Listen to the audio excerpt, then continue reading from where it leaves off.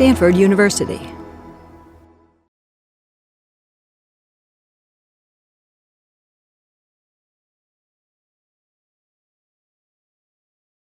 Welcome. I'm Dr. Tia Rich, and it's my honor to direct the Stanford Contemplation by Design Summit. Today, we are blessed with the presence of Sister True Dedication and Brother Phap Huu. They join us from Thich Nhat Hanh's monastery, Plum Village in France. They will be sharing their teachings on Zen and the art of saving the planet. Sister True Dedication is a Dharma teacher in Thich Nhat Hanh's community and the editor of Thich Nhat Hanh's new book, Zen and the Art of Saving the Planet.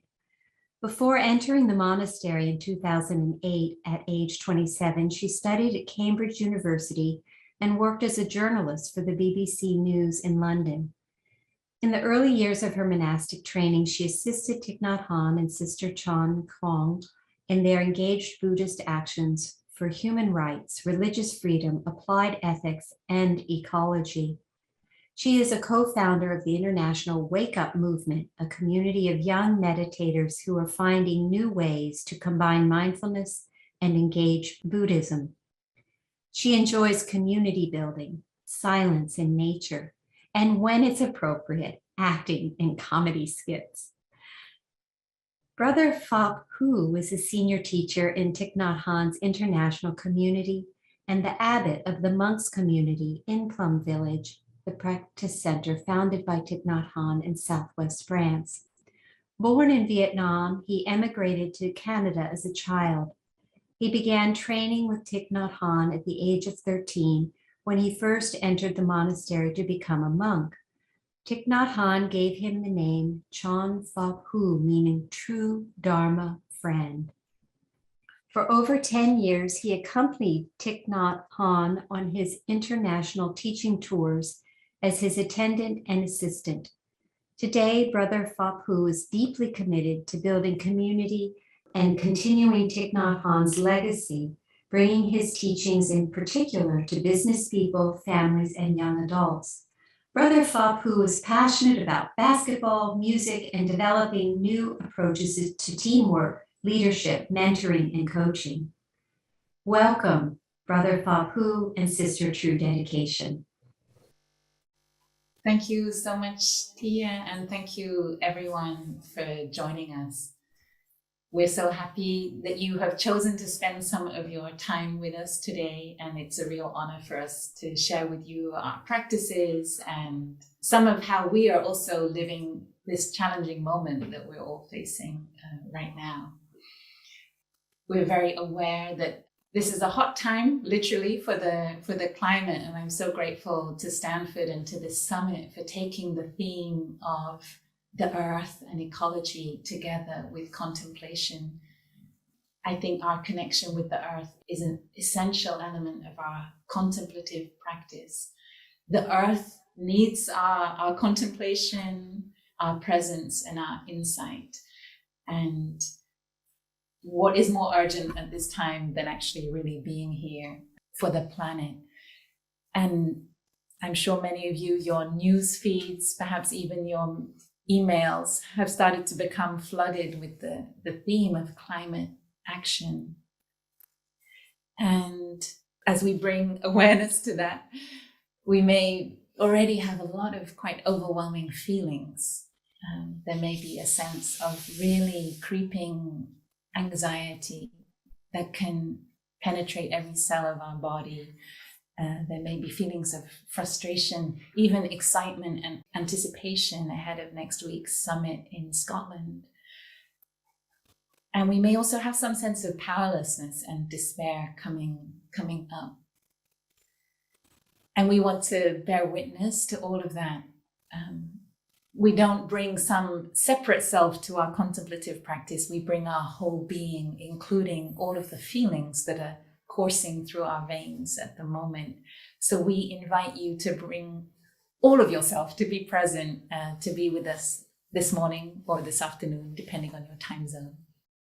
It's easy to think that our climate crisis, our nature crisis, or indeed any of the challenges humanity is facing right now, inequality, racial injustice, it's easy to think that these are primarily like problems outside of ourselves that need to be solved only with external action. But the really key element was, as we approach a climate conference, as we approach the kind of radical policies that we need to address these issues, is to remember that whatever is happening, it's a human problem.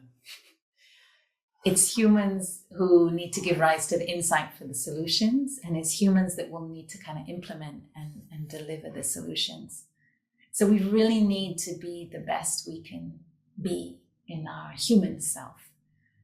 And for us, as longtime Buddhist practitioners, we know that our feelings are something that happen in the body, and insight is something that happens, that arises from our whole being.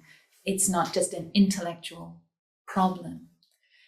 And so today we'd like to start our session with a really embodied practice of meditation together, to be able to return to ourselves, knowing that who we are in this moment is the ground of how we can respond to the challenges that we face. And each one of us has this capacity that we want to sort of awaken in this session, the capacity to be fully grounded, to be fully alert and aware, and to let ourselves sink into the present moment. So I'd like to invite Brother Phap Huu to guide us in a meditation to really cultivate these qualities as the ground from which we can look deeply together. So dear friends, I would like to invite all of us to become aware of our posture, how we're sitting, if we are sitting on a cushion or we're sitting on a chair, on a sofa, wherever we may be sitting on, just allow ourselves to sink into the body. If possible, our back upright, but not rigid, but relax. And I would like to invite us to become aware of the sensation that is manifesting in our body. If there's any tension on the shoulders, we can just lift it up and just release the tension. In this very moment, allow yourself to not worry about the past or of the future. There's nothing to do. Let's just enjoy sitting. Become aware of our upper body. Become aware of our lower body. And now I invite us to become mindful of our breath. As we breathe in, just be in touch with the breath. Say, this is my in-breath. Aware of in-breath. And as I breathe out, just become aware of the out-breath. We may like to close our eyes so we can focus a little bit more. Allow ourselves to identify our in-breath. This is in-breath, and this is out-breath. Breathing in, I'm aware that this is my in-breath. Breathing out, I am aware that this is my out-breath. In-breath, out-breath. If our breath is short, allow it to be short. If our breath is long, allow it to be long. We don't have to force the breath. The breath is just happening. It is present. As long as we are still alive, we are always breathing. And in this very moment, we become in touch with the breath. We allow the breath to bring the mind home to the present moment in this body. Breathing in, I'm in touch with my in-breath. Breathing out, I know this is the out-breath. In, out.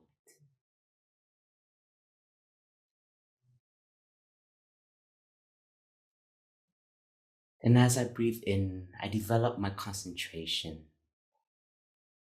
I follow my in-breath from the beginning to the end, taking refuge in the breath. And as I breathe out, I follow my out-breath from the beginning to the end. I take refuge in my out-breath. In-breath, follow from the beginning to the end. And out-breath, I am one with the out-breath from the beginning to the end.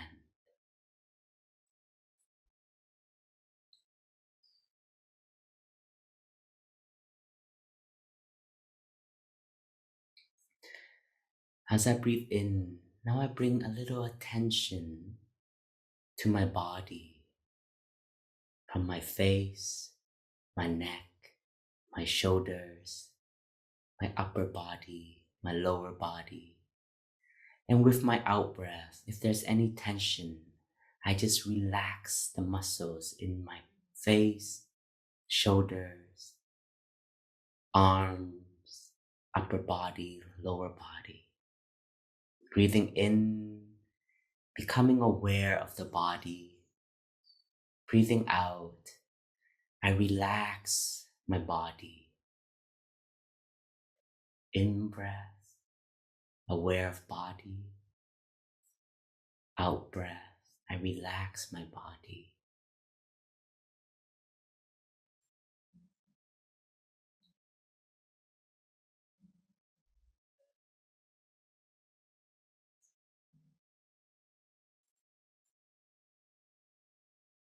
As we breathe in, we become in touch with life around us and inside of us. As we breathe out, we are full of life inside of us and all around us. The oxygen we breathe, we are connected to nature, the trees, the freshness of life that is present. In this moment, we allow ourselves to be present, allow ourselves to be in touch with that freshness inside of us. Each and every one of us, we have freshness, and we just need to nourish that freshness more in our daily life. As humans, we are also flowers in the garden of humanity. So let us be in touch with this refreshing energy of breath, of life, inside of us and around us. Breathing in, I am in touch with nature, the flower, the trees. Breathing out, I nourish my freshness inside of me. In touch with the beautiful elements. Out, I nourish my freshness. I may allow myself to smile. A smile is also like a flower that we can offer to ourselves in this very moment. Allowing ourselves to be alive, allowing ourselves to be in touch with the wonders of life. In touch with the wonders of life. Out, I smile.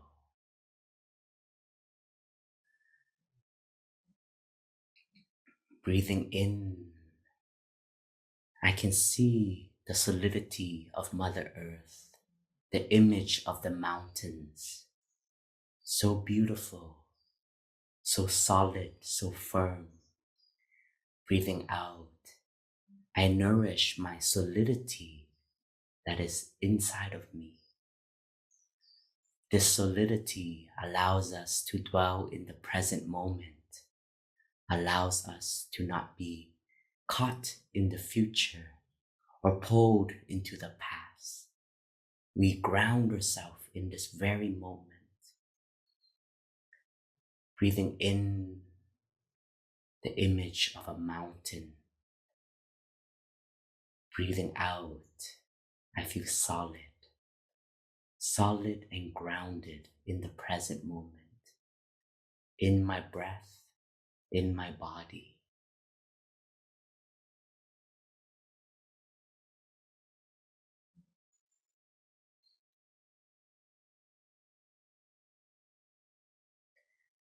Breathing in, I allow myself to see the refreshing element of water, of a still lake. When the still lake is present, it reflects everything that comes and goes, the clouds that pass by, the trees, the birds. The still lake is like our still mind. We allow ourselves to generate stillness inside of us, which will then be translated to stillness all around us. Breathing in touch with the calm lake, a calm mind. Breathing out, there is clarity, clarity in this very moment, clarity of the breath, clarity of my body, clarity of my presence, that I allow myself to be here. In touch with stillness inside of me. Out, I enjoy this stillness. In touch with stillness. Out, in touch with the calm.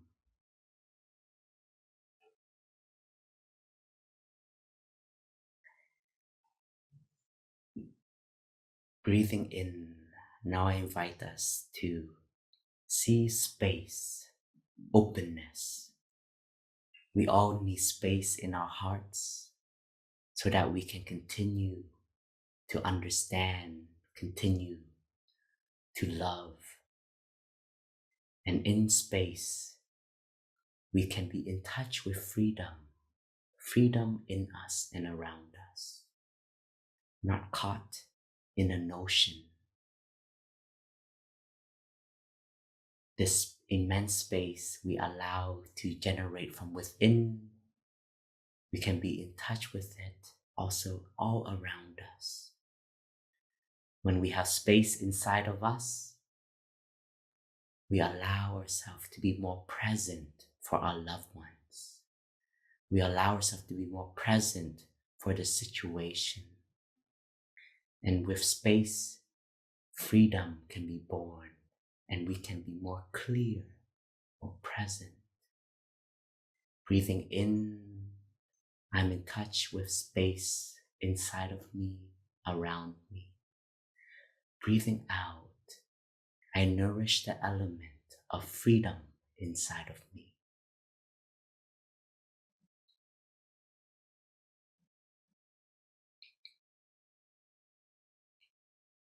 Breathing in, I am present. Breathing out, I am free, free to be alive, free to be here in this very moment.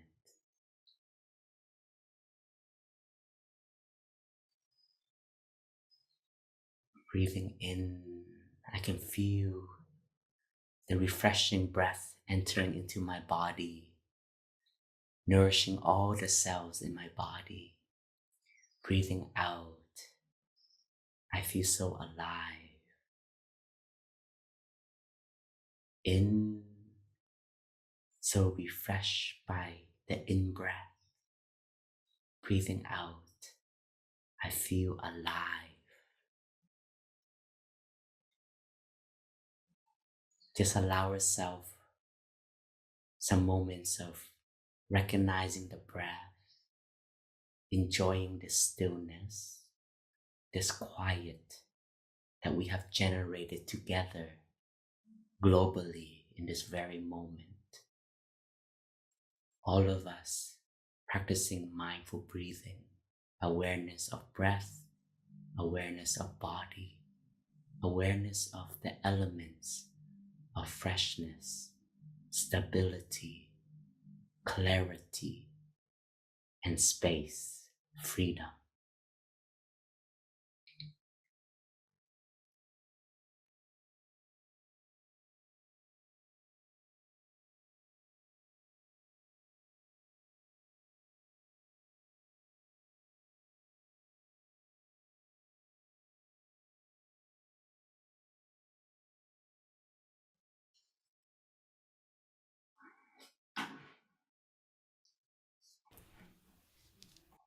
I listen. This wonderful sound of the bell guides me home to the present moment. I listen. This wonderful sound of the bell brings me home to the here and the now.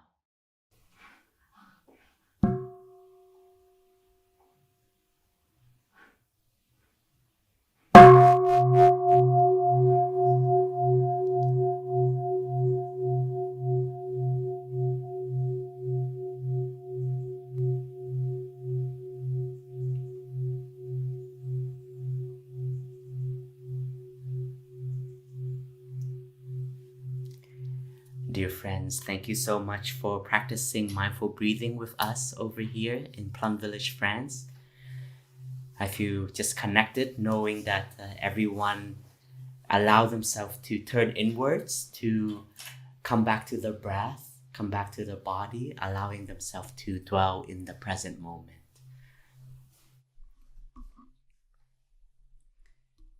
Thank you, Brother Phap Huu. Thank you, everybody who's joining us online. It would be wonderful if we just take a moment to really feel this connection more concretely. You'll see at the bottom of your screen, there's a button that says Q&A. And it would be lovely if you want to write in there where you're joining us from. So I think you probably submit a question and you just say where you're joining us from, which country, which part of Stanford. Are you in a dorm room? Are you in a library? Are you in a coffee shop? It would be lovely. We can't see you, so it would be lovely to feel you. So wonderful. Please just type in the Q&A box so we can really connect to you. Wonderful. Ocean beach, mountain valley, Lake Tahoe. Wonderful, wonderful.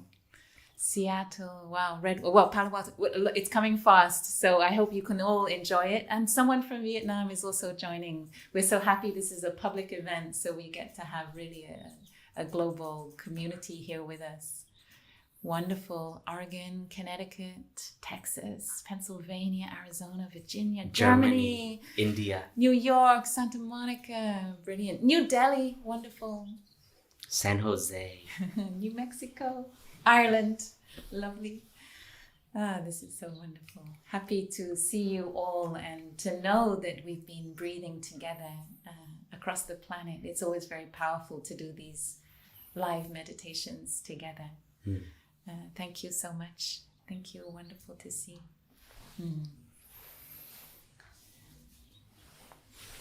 So we're here today to share a little bit about some of the content that's in this wonderful book, Zen and the Art of Saving the Planet, that came out just a few weeks ago. And it's a very powerful book of teachings, and we hope today to bring it to life for you a bit as best we can. And, when we see the words Zen and the Art of Saving the Planet, I think for us, there's a certain humor in this title. Is it even possible to be Zen while helping to protect our beautiful planet and all the species and communities, diverse communities who live on our planet? And we're very lucky, and we belong to our teacher Thich Nhat Hanh's Zen lineage. And I think the Buddhist tradition of Zen, it brings so many qualities with us, with it, that can give us a kind of simplicity, a clarity, and authenticity.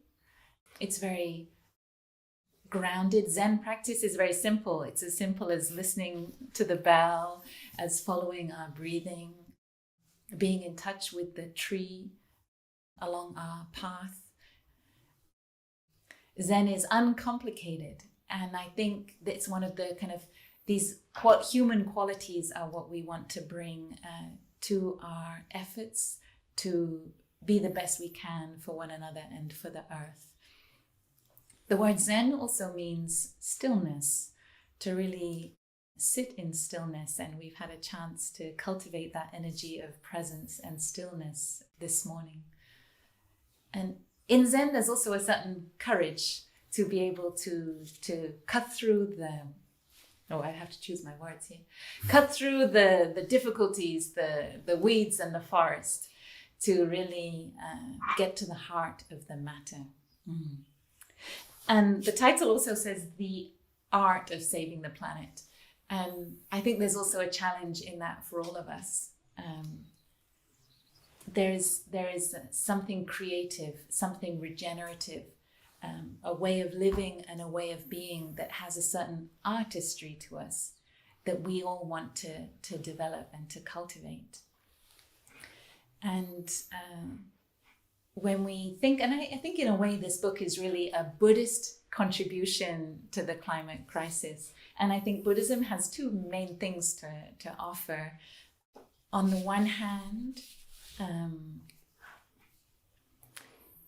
is a way of living, an awakened way of living, in which we can offer our full presence to the problems that we face, to the people around us, and to the wonderful natural world that we are lucky enough to manifest within.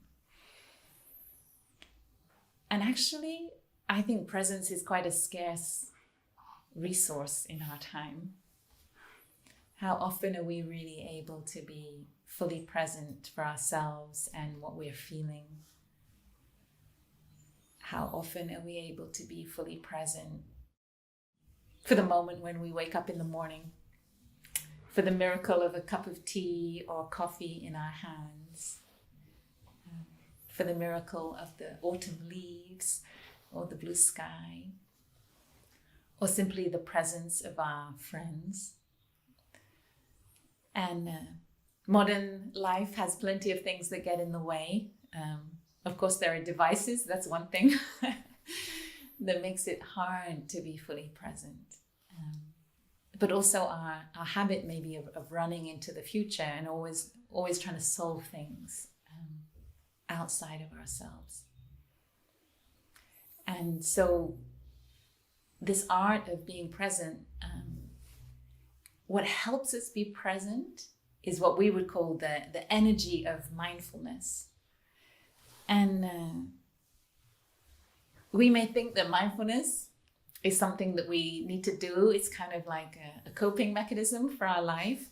Maybe 5 or 10 minutes of Headspace or another app at a certain point in our day. And we may have a feeling, oh, I've done my mindfulness for today, and now I get on with my life and I live as normal. And mindfulness, in our understanding, is something much more all-encompassing and penetrating. It penetrates every aspect of our life. It's our quality of being really present in our body and in whatever is happening for us, whatever's going on inside and whatever's going on around us. And for us, we know that we're in the present moment, and we are able to generate this quality of presence by following our breathing. Our breathing is the highway, it is the bridge, it is the gateway to enter the present moment. And it is essential for the kind of insight and awakening that we want to cultivate. Because Buddhism is not just, or meditation is not just a kind of opiate to feel a bit better and then live life as we were doing before. Our meditation practice should go much deeper, which is to have the kind of quality of presence that can lead to insight and a change in how we live in the world and how we see the world. So it's not just a quick fix, but it's more radical, and literally radical. We're looking for change at the root. I think the origin of the word radical is transformation at the root. And a theme at the moment is to uproot the system. I think that's Greta Thunberg's hashtag at the moment. And I think our meditative practice should be uprooting our conventional ways of seeing things, to open our mind, to transform our habits much more deeply. And in the course of the next few days, we'll be having a few more sessions tomorrow and for the next 3 days, where we will go deeper into some daily mindfulness practices that we really want to transmit to you as kind of skills to help us in our daily life. And we will be looking at eating meditation and the miracle of tangerine meditation. We'll be looking at how to handle our strong emotions, and also the practice of walking meditation. And for us, we are really seeking to create islands of peace in our daily life. Mindfulness shouldn't feel separate from what we're normally getting on with. So the challenge, the art, is to choose those moments in our day when we really commit to ourselves to really cultivate our quality of presence. To really take time, if we have, for example, a glass of water, to take time to look into water, for example, and have a deep breath before we drink, to really see that there are mountains and rivers, waterfalls, clouds, right, just simply in a glass of water. And you may be in a library studying before an exam. You may have a paper to submit that is late. You may have just been jogging or doing exercise and you really want to refresh yourself.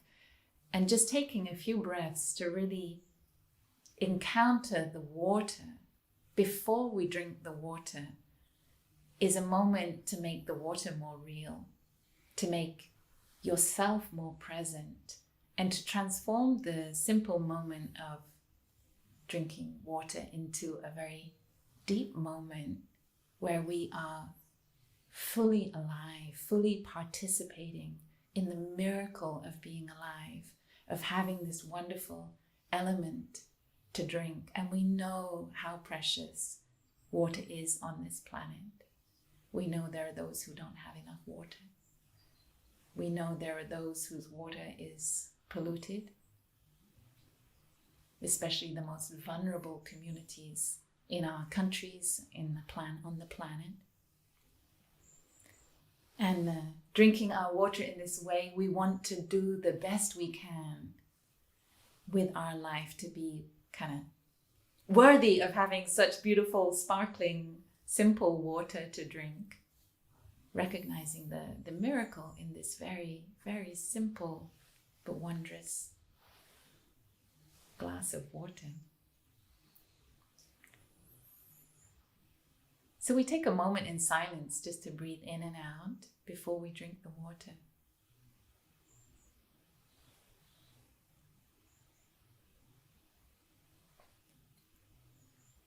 And then we know we're made of waterfalls, clouds, oceans.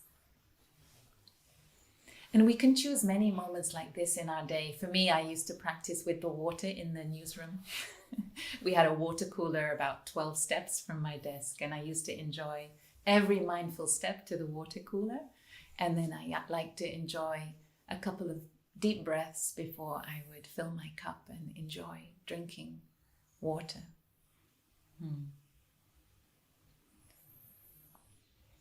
Sometimes we say that we want to land into the present moment, to sink into the present moment, to let the present moment have more of us. And when you're in the present moment, you know you're there. You know that all our senses are alert. The eyes, the sound, the touch. And when we're directly with our five senses, we know we're fully established in the here and the now. When we're full of worries, we're sort of dragged away by the future. And when we're full of regret about everything that's been happening recently, we may be dragged by the past. And the challenge is to really open up this window onto the present moment, to give it our full attention, our full awareness, all of our senses, and then using our connection with our in-breath and our out-breath to really arrive. Sometimes when we sit down before we're about to eat, that's a wonderful moment to really arrive and connect to our breathing and all our senses. Or perhaps sitting on a bench in the park, or sitting by the beach for those of us who are near the beach.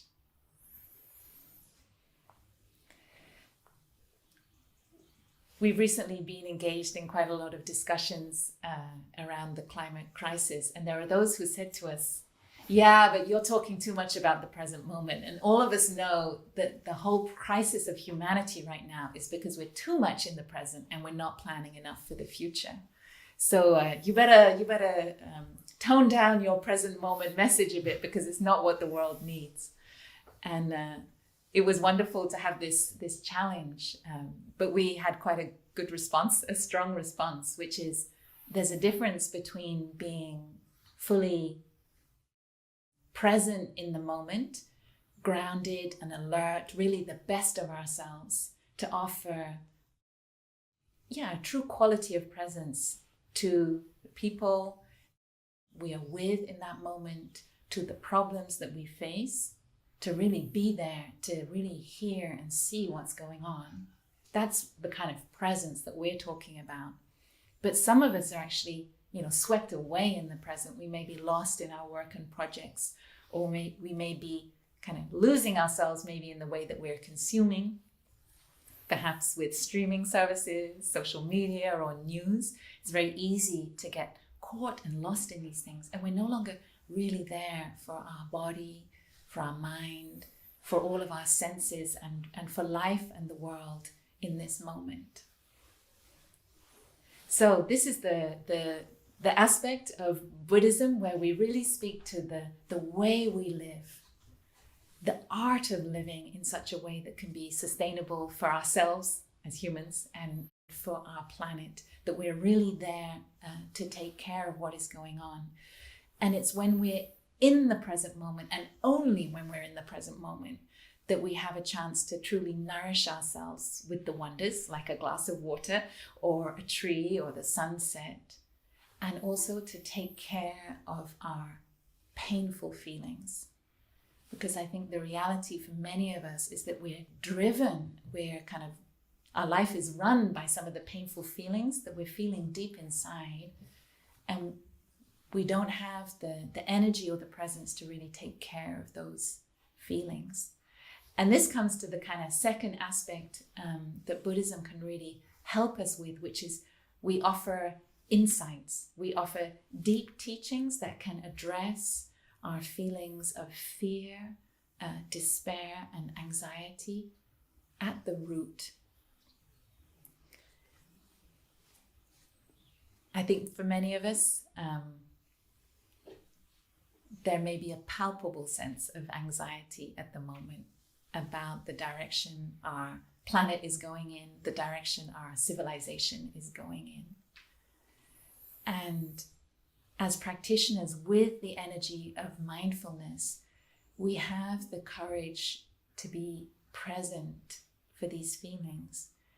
And first of all, we want to really notice where these feelings might be in our body. We take care of our feelings. In the monastery, we always say our feelings aren't only like in the mind; they're sort of in our heart and in our whole body. So we really want to be there and just notice where our anxiety might be in the body. We may feel it more in our chest or perhaps even like in our guts. Or we may experience it as a kind of mental restlessness. We can even feel the energy of restlessness sometimes in our hands. And that's why the practice of sitting meditation and relaxing the hands can be so powerful. So as part of our practice, we want to be with the feelings in our body, to accompany them, to not let our anxiety, our fear, our despair, or even our sense of hopelessness be alone. We want to accompany it with the energy of mindfulness. With an in-breath,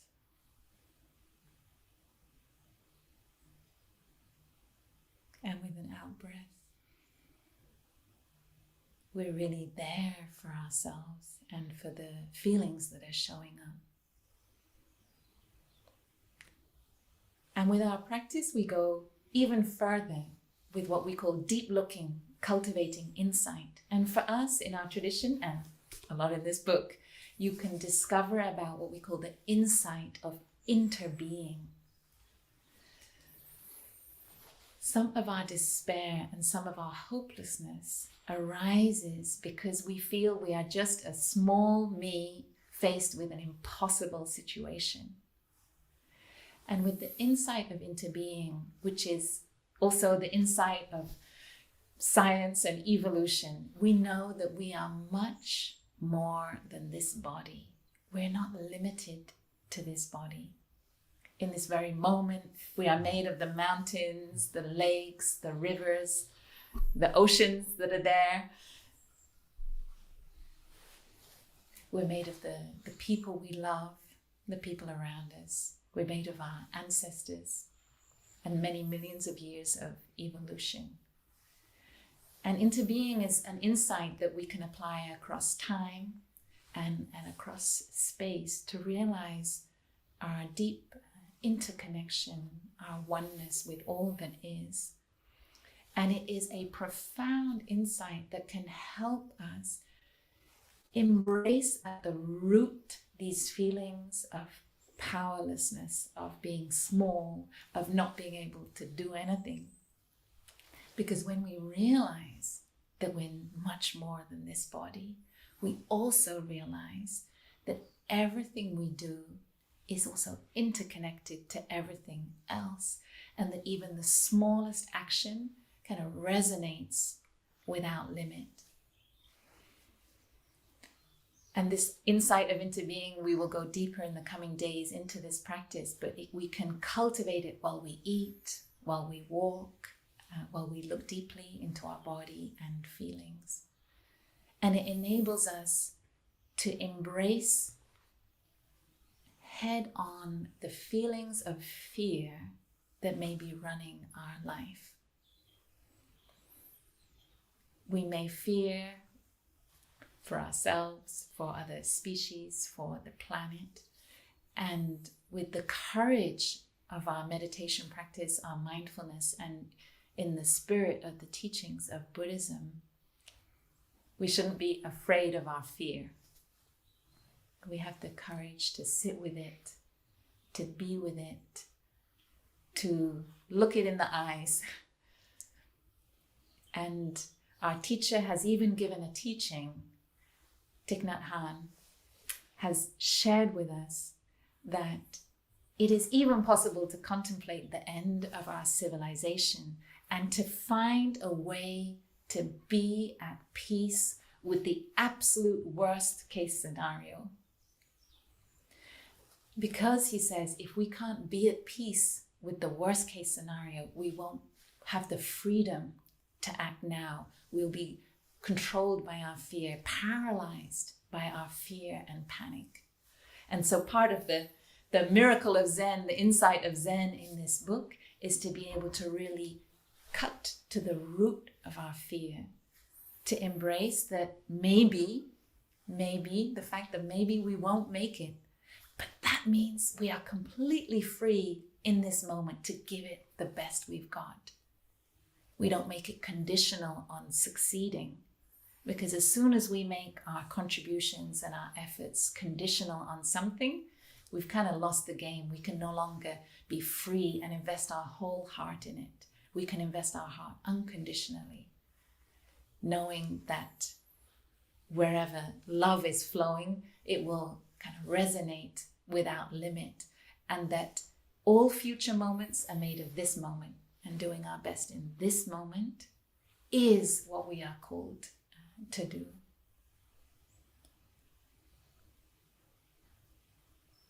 So I would like to invite Brother Phap Huu to invite a sound of the bell.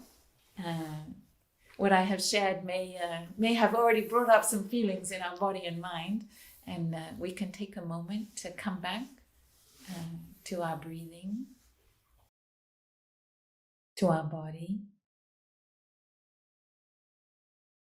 And on an in-breath, really extending our awareness to encounter our whole body and any tension that may have arisen. And on an out-breath, to soften that tension. In, I'm aware I have a body. Breathing out, I smile to my body.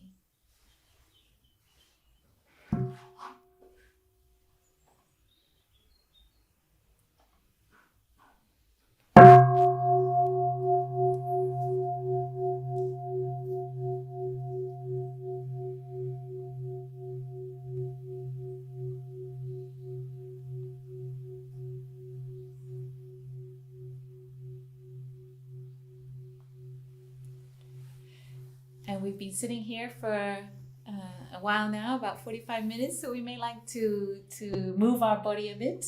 I wonder if Brother Phap Huu would like to guide some little body movements. So, Sister True Dedication, can you be the model then? Okay. Dear friends, if we can just allow ourselves to stand up, first undo our legs if we're sitting on the ground. Move our hands, our wrists, feel our shoulders, even our face. It's very easy if you don't have hair, you can massage your whole head. Yeah, for us bald ones, we can massage our head. It's good to listen and to get the insight from different friends around the world, but it's also good to always have a space to come back to the body. So we're going to allow ourselves to stand up and do some mindful movement to become one with the body again. And then we'll sit back down for a little bit more sharings, and then we'll have a session of question and answers where we have received some of your questions and where we would like to offer our experience, our input on the questions that you have asked. So if Sister, I allow you to stand up. There we go. Okay. So dear friends, I just want to, Sister, just as we breathe in, we're going to move our hands forward to shoulder width and just stretch out a little bit. Move the fingers, and then breathing out, release, relax. So really give your attention to this movement. So breathing in, raise the arm, shoulder, stretch out. Breathing out. In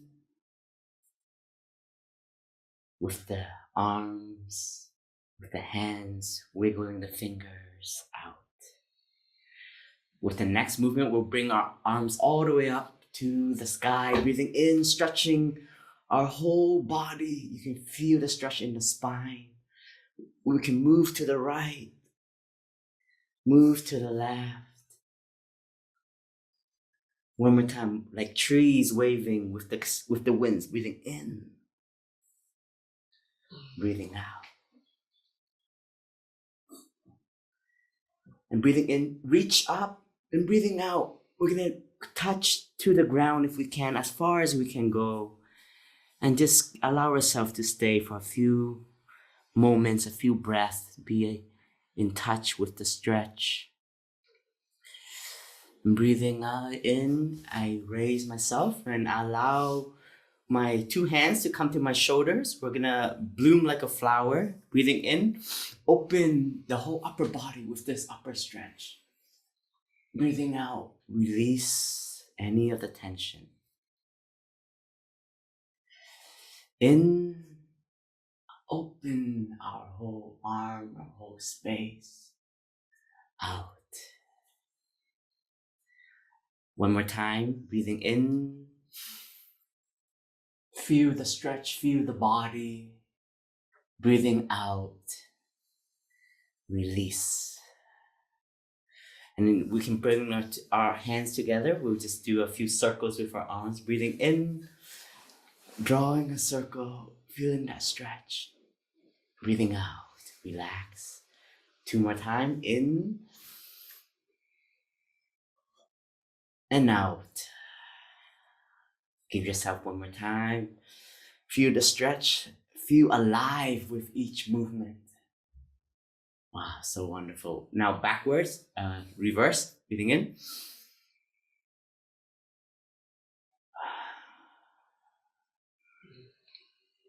In, out, release. One more time, feel this movement, feel how it is to be able to just be alive and move our body. Okay, just allow ourselves a few moments. We can shake our bodies.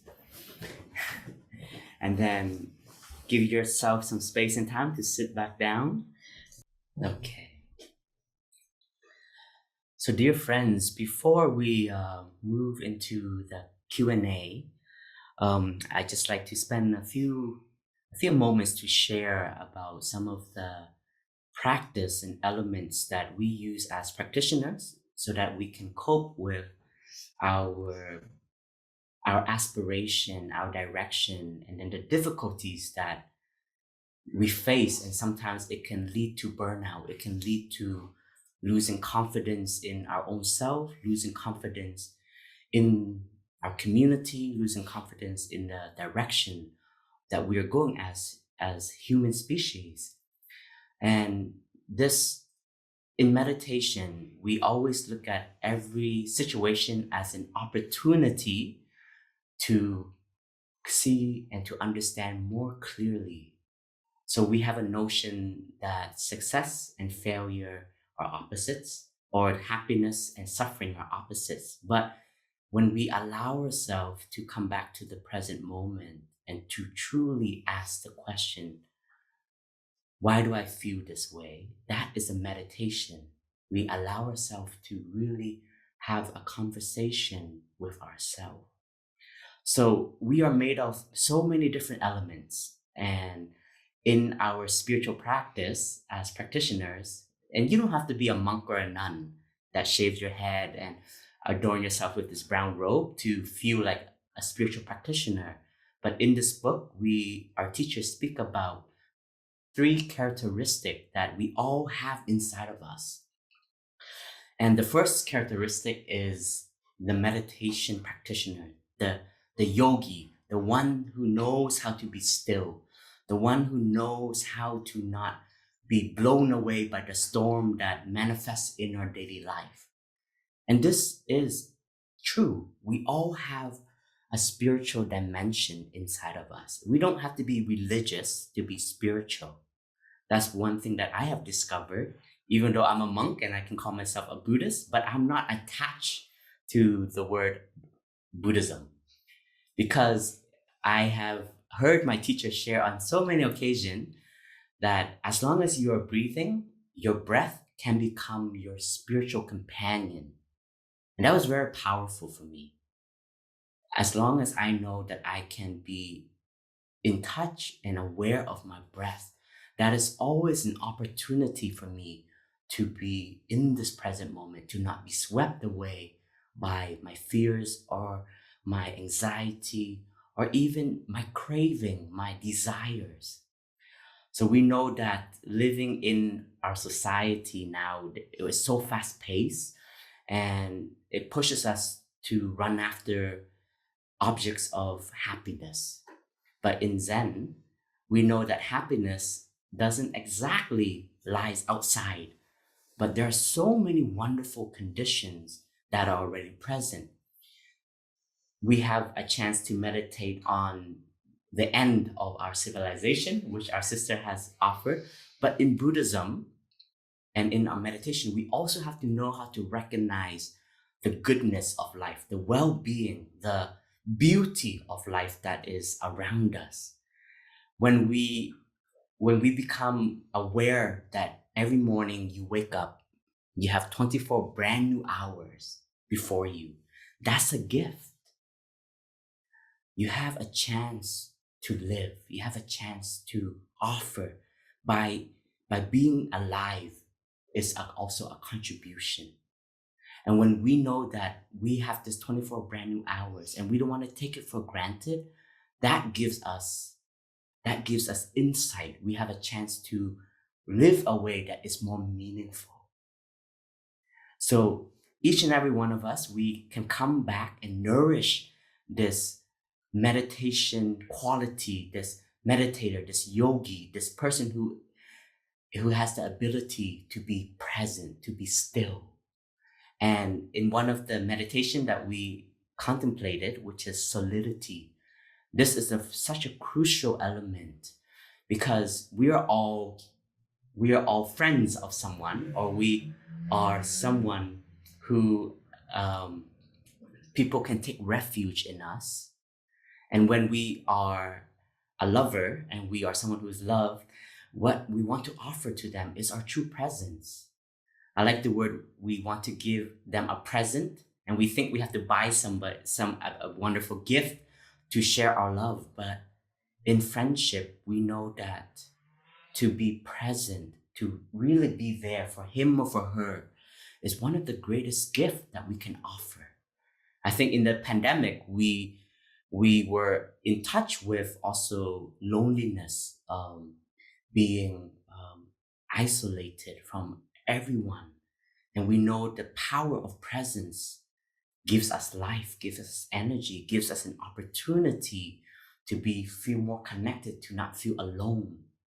And I think this is a very important quality that we all can nourish inside of us. So it's being able to be present, to have that mountain.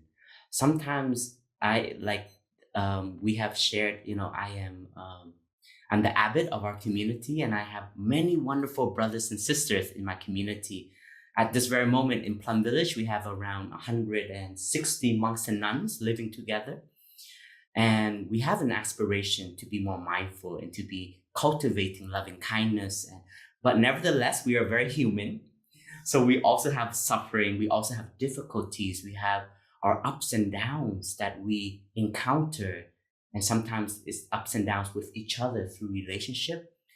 And to know that I can be present to really hear what he or she is going through already is a relief for that person. Because that person feels heard. That person feels understood. And you know the power of love, the power of being understood transcend this feeling of disconnection. So when we practice meditation, it enhances our ability to be present. It sounds simple, but it takes a lot of training, you can develop it for it to be a habit. And that's why in Plum Village Dharma Doors, our practice, mindful breathing is our foundation of meditation. Every time we want to come back to ourselves, we come back to the breath. In our monastery, we have a lot of reminders for us to come back to the breath. And this is something that I can invite you to cultivate in your daily life. You choose an object, a sound, an image, a tree, or something that reminds you to come back and to connect to your breath at least 3 times a day. Let's start with that. Let's not be too ambitious. Let's be very honest with ourselves and allow ourselves, each time you walk by that tree on your way to class, or on your way back to your dorm, or on your way to the office, when you see that tree, you said, that is a bell of mindfulness for me to come back to my breath. And you cultivate this habit, you cultivate this capacity to be present. And it will then translate into your daily life. So there are moments when we do need to curate our way of being so that we can generate that energy in us.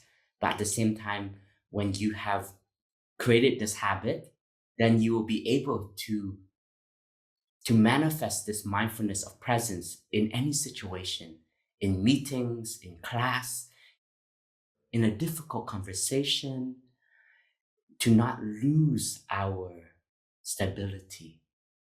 And then because we are solid, we can allow clarity to also be present.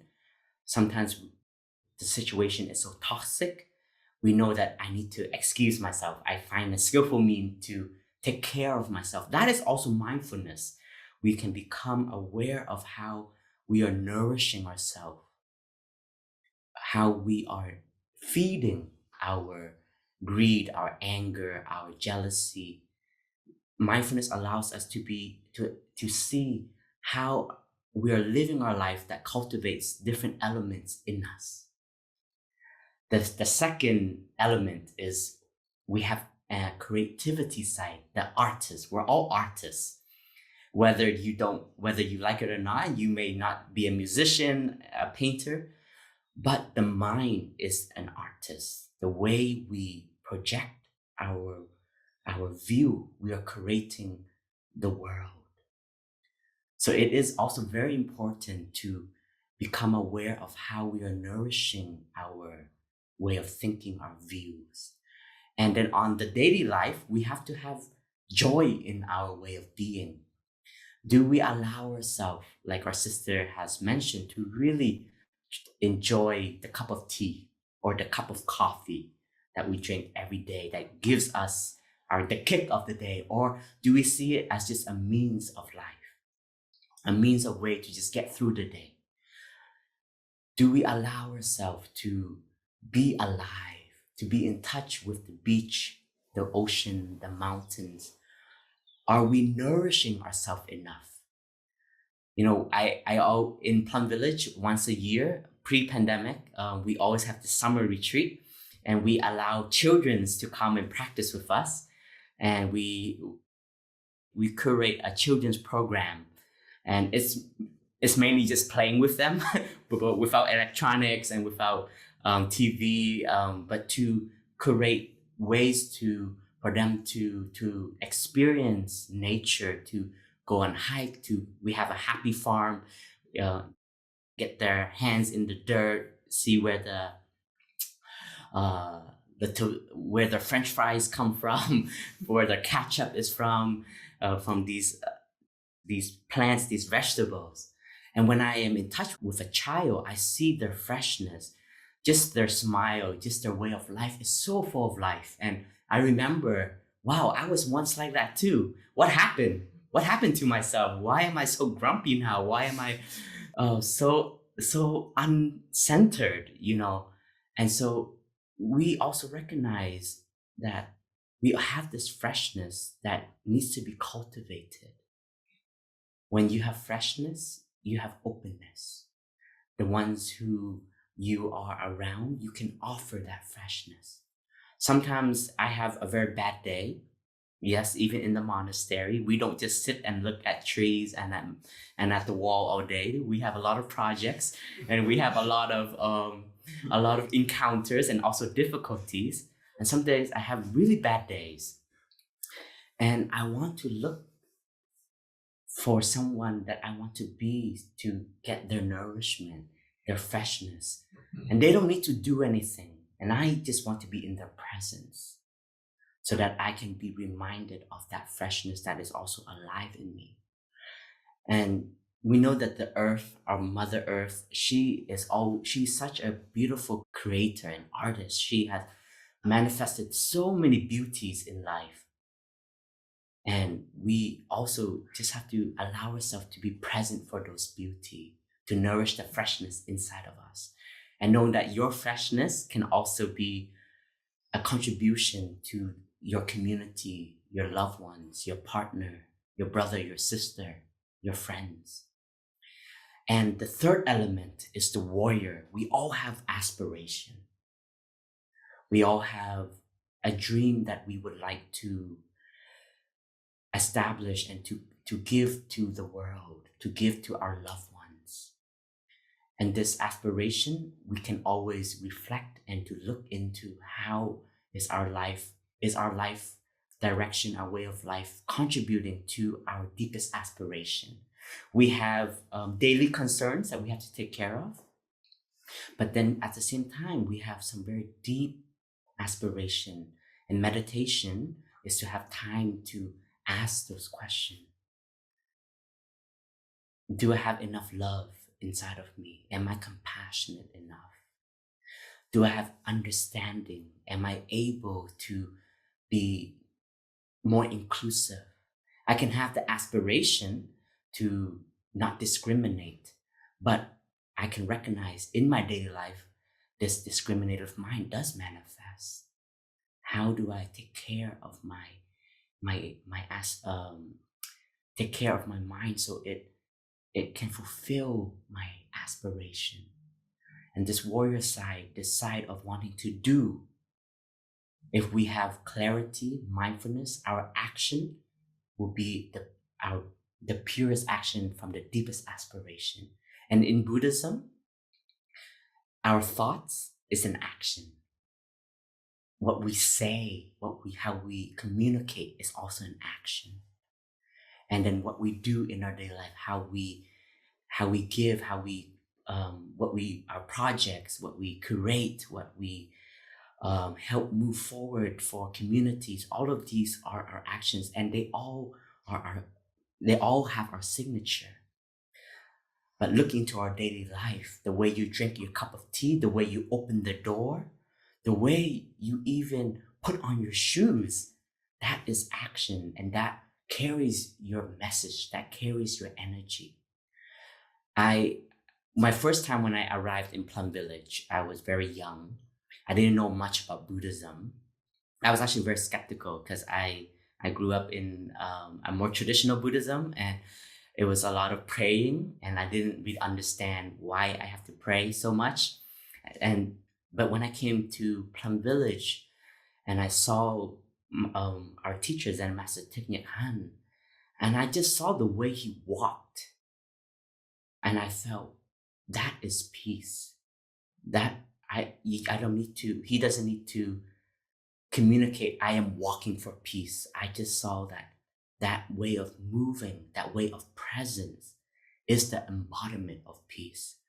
So we can also see that our aspiration and our actions can very much go hand in hand.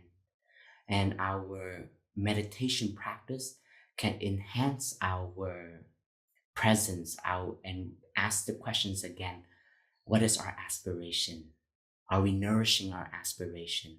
Are we taking care of our creativity, our freshness? Are we taking care of our presence? Are we taking care of our loved ones? Sometimes we have projects, but we forget about the people that are with us. And I've fell victim to that also. I've sometimes put my own projects before just the ones who are around me, my community.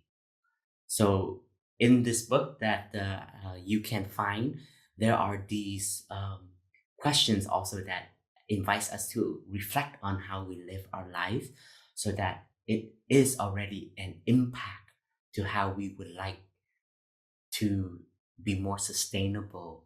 And when we talk about Zen, we also talk about the sustainability of ourselves, so we don't burn out by our own despair, our own anger, and our own ambition.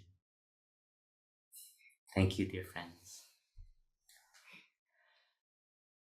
I'm going to join for a moment, as there are two questions that are not visible to you. The first one is very concrete. You had wisely invited us to come back to our breath 3 times a day. And someone asks, how long do you advise one should allow oneself to sit and be thinking before coming into mindful movement. And it was notable that after about 45 minutes, you guided us and invited us back into our bodies. I would like to start off with sharing to allow ourselves. So we have to be creative in our daily life. How much time we allow ourselves to come back to the breath and to be with the breath. And we can start off with the 3 breaths, but if we want to advance a little bit more, allow ourselves 10 minutes per day.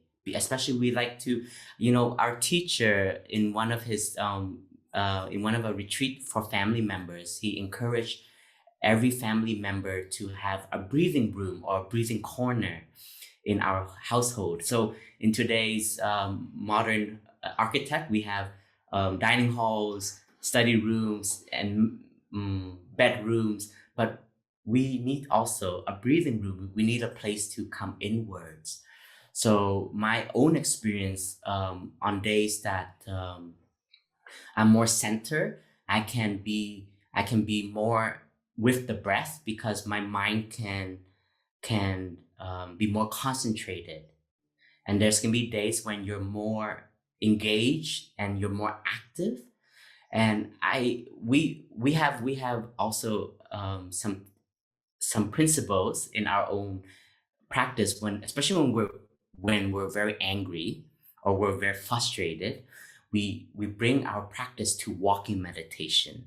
It's another practice. It's more in the body because sometimes when we allow ourselves to be too still and we're not yet capable of being at peace with the breath, because then the mind can become very engaged and very busy. It's very difficult to be with the breath. So we would be with the body more. So we will share about walking meditation on Saturday. So if you're interested, please join us for that. But allow yourself moments of Zen, moments of breath within the day. So, in our monastery, every time we hear the bell, that's our chance to come back to the breath for at least 3 times. And then we always begin our day with sitting meditation, and then we end our day with sitting meditation. And for us, we found the rhythm of 30-minute to 45-minute. And then we would do slow walking meditation or some body movement and into the next practice. So for us, I think what is suitable for us is 30-minute to 45-minute. That is enough time of concentration for us to develop and cultivate this quality of breath. Yes, thank you. Another question is, you illuminated the healing power of presence and illuminated how disconnectedness can be healed, and that when disconnectedness is healed, there is more stewardship and care toward the planet and towards each other. We're still having some invitation from the participants for more teachings around right livelihood and how, in addition to presence and healing disconnectedness, what right livelihood can offer in contributing to saving our planet. Thank you for that. Actually, I think right livelihood is a very important question. So I'm grateful for those who have raised this. As some of you may know, in Buddhism, right livelihood is one element of what we call the Eightfold Path. So to be able to earn our living in such a way that we are not harming ourselves or the planet, that's the sort of essence of the practice of right livelihood. There's the ideal, and then there's the reality that many of us live. So this is where this practice becomes very deep.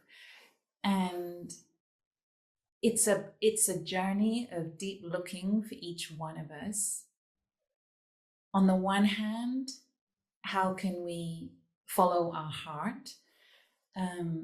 On the other hand, how can we embrace challenge and difficulty to actually put our good intentions into difficult spaces and difficult places where service is needed, where action is needed? So right livelihood doesn't just only mean being in the simplest possible spot. We may even think that the monastery is the simplest possible spot, but it's not entirely true, just for the record.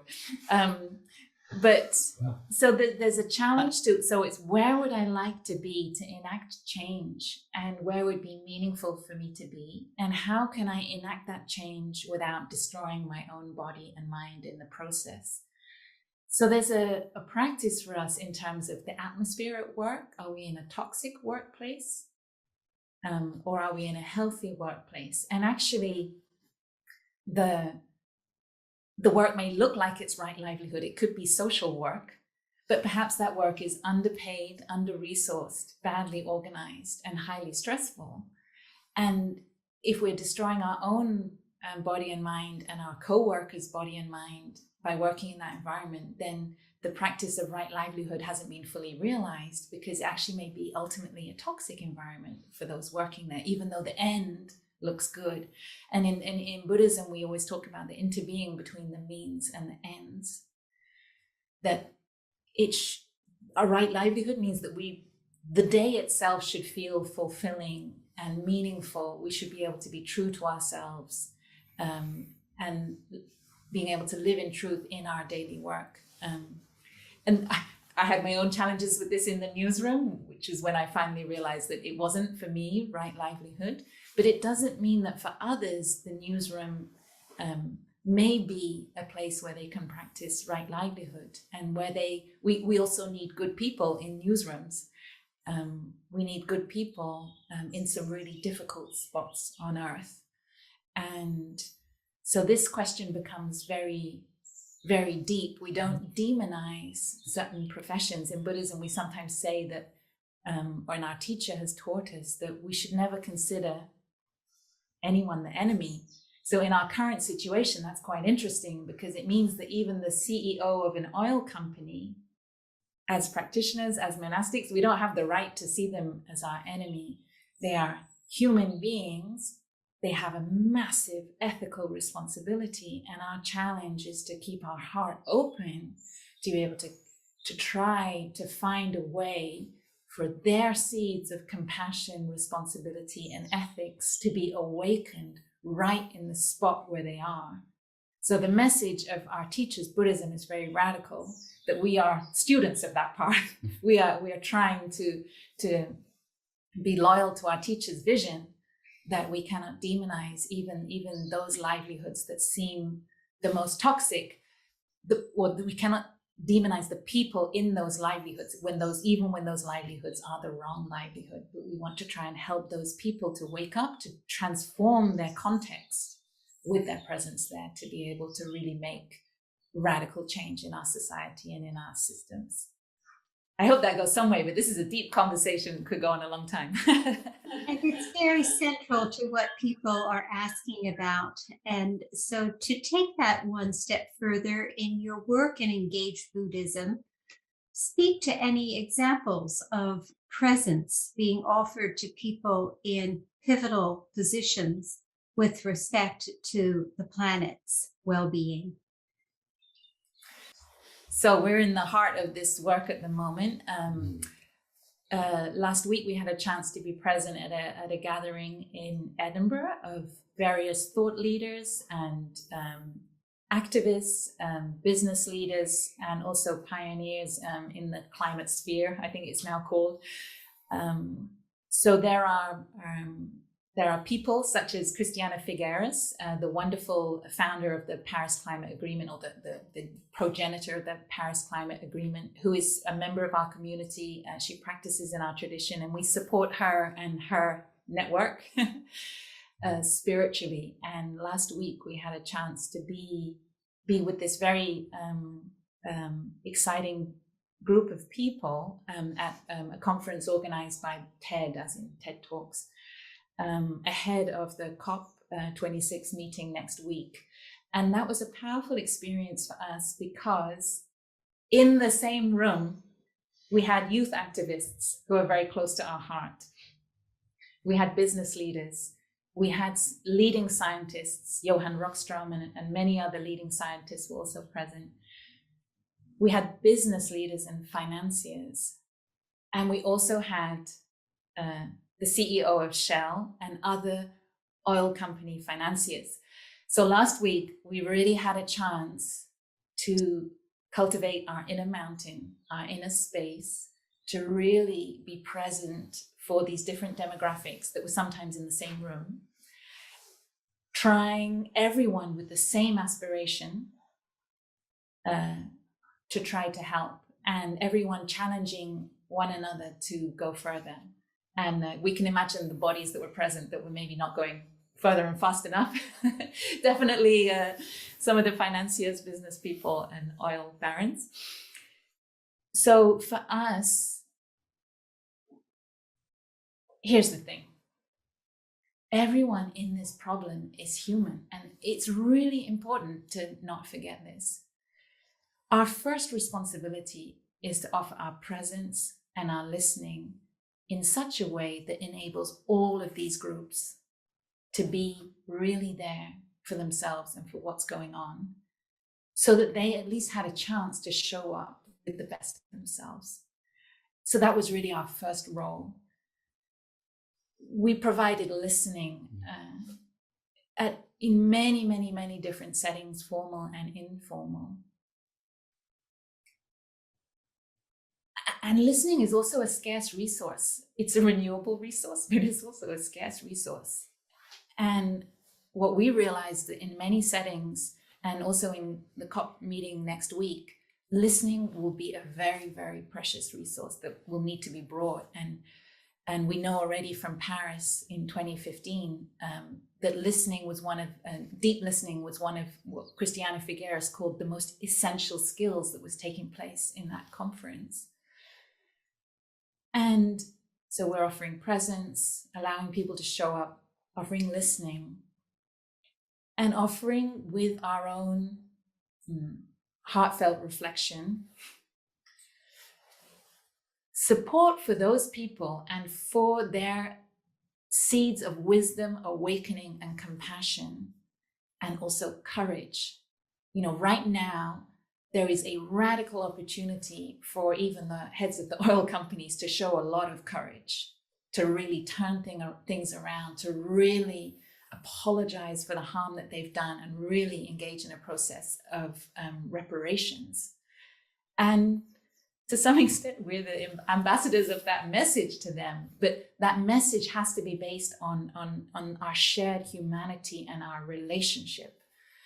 And also we respect the young people who want to speak to want to speak their truth in whatever radical way they need to speak their truth. We also honor that in the spirit of nonviolence, but we honor the young people's way of speaking. So for us, we will also and continue to support the young people, including there was a moment of conflict last week that you may have seen online between the Shell CEO and the young activists, a verbal conflict. And we were able to be of, I hope, support and stability, and in particular for the young activists, and to keep the door of our heart open, even for those we think who are doing harm, and that's part of our precepts, and is to do that. But I hope Brother Phap Huu can continue. Thank you, sister. I feel she shared is very complete, but I just want to share to continue on the history, because our teacher Zen Master Thich Nhat Hanh, he was a monk during the Vietnam War, or in Vietnam they call it the American War. So there was a lot of violence and there was a lot of despair and destruction. And this question also came up: is how am I as a practitioner, what can I contribute to this conflict? Can I contribute to this war? Do I also leave my spiritual life and take on weapons and to fight for what I feel is right? But we were very lucky that our teacher kept his aspiration alive, and that he understood that as a monk, I also have a message, and that is to help people overcome this hatred and this discrimination, and that's why we were fighting each other. And there's this very famous poem that our teacher wrote. It's called "Please Call Me by My True Name." If you have a chance, you can look it up. But this poem, it talks about recognizing the injustice, the ignorance, the fear, and the discrimination, and you call it by its true name. And this is where a practitioner, we can meditate to. We don't see men as our enemy, but we see what we need to transform is the ignorance. We have to transform the wrong perceptions, the idea that we have right now. I think greed plays a very big part in these companies. That's why we continue to remove resources from our planet, and we can't see beyond, which is the future, the destruction that we are leaving behind for our future generation. So if we can be in touch and recognize the ignorance and the fear, then we will speak to the heart of that. We're not attacking the person. And that has helped me develop my compassion, to keep my openness, because that compassion will protect also my capacity of being present, to listen, to really be there. Because at the end of the day, we also saw this, the CEO, his human side. He was very challenged. He was sweating. He was also had to look inwards and see, what am I doing? Why is there so much hatred being shared towards me? And at that very moment, when for myself as a practitioner, I recognized that, and I saw, wow, how can we help him see interbeing? How can we help him be in touch with the future in the present moment? And that would change his view and change his mindset, his course of action. And that's also right livelihood. So I think for us also, as looking at the situation where it's also now is an intergeneration, looking deeply for all generations, either we are elders or we are middle-aged or we are young, we are social worker, we are monks and nuns, we are businessmen, we are teachers, we are professors, we are doctors, we are nurses. We all have a chance to contribute.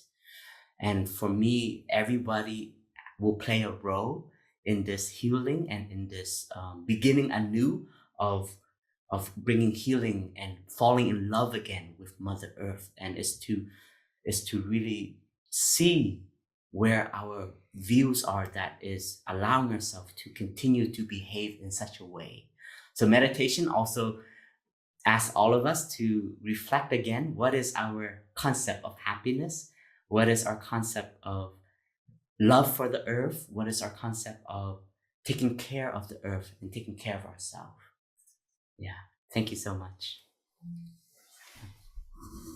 And just a final word, we have two of our brothers will be going to COP26 next week to continuing to offer, to support some of the key players in that conference with sessions of listening, presence, and walking meditation, breathing meditation. We're not experts in the climate aspect, but we can support everyone to be the best, show up as their best kind of human nature as possible to arrive, we hope, good negotiations and good conclusions. Thank you for that inspiring answer to the question that equips us with inspiration to practice and see how it supports the transformational change that is needed at this time. We look forward to being with you in your sessions in the coming days, and wholeheartedly thank you for this inspirational opening talk. Thank you. Thank you so much. Thank you for having us. And thank you everyone for joining us. We're so grateful that you've spent time with us this morning. Thank you. Thank you so much.